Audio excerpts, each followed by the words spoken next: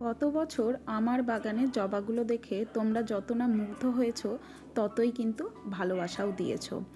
আর একটা common question কমেন্টে তখন অনেক বেশি ছিল যে গাছে কি খাবার দাও দিদি, আর কিভাবে কি পরিচর্যা করো।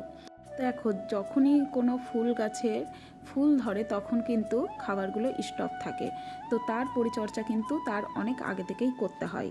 তো সেই জন্যই জবা গাছের পরিচর্যা আমি কিন্তু নভেম্বর মাস থেকে করি। এই নভেম্বর মাসে আমি গাছের রিপোর্টিং, কাটাই ছাটাই, প্রুনিং সব করে ফেলি। তো এই ভিডিওটা আমি নভেম্বর মাসেই করেছিলাম তোমাদের সাথে শেয়ার করব বলে, কিন্তু এডিটিংয়ের জন্য আর আমার হয়ে ওঠেনি। যাই হোক, আমার আলসেমির জন্য ভিডিওটা আমি লেট করে ছাড়ছি, তার জন্য ক্ষমা চেয়ে নিচ্ছি।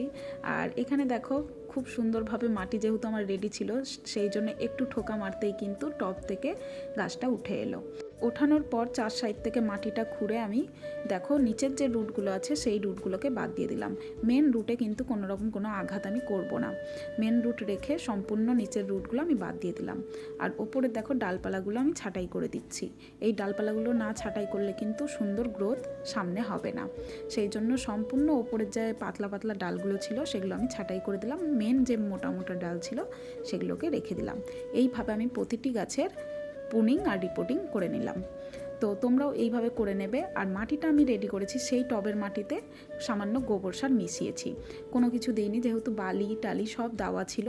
গোবর সার মিক্স করে সেই মাটির সঙ্গে আবার আমি মিশিয়ে বসিয়ে দিলাম। এইভাবে প্রতিটি গাছ আমি রিপোর্ট করে নিলাম।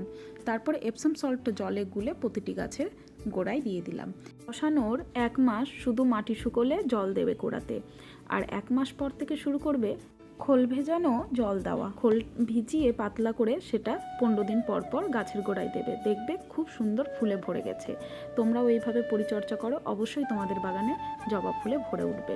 তোমাদের আজকের ভিডিওটা কেমন লাগলো অবশ্যই কমেন্টে জানিও। তোমরা সবাই ভালো থেকো, সুস্থ থেকো, দেখা হবে পরের ভিডিওতে। আজকের মতো তাহলে টাটা।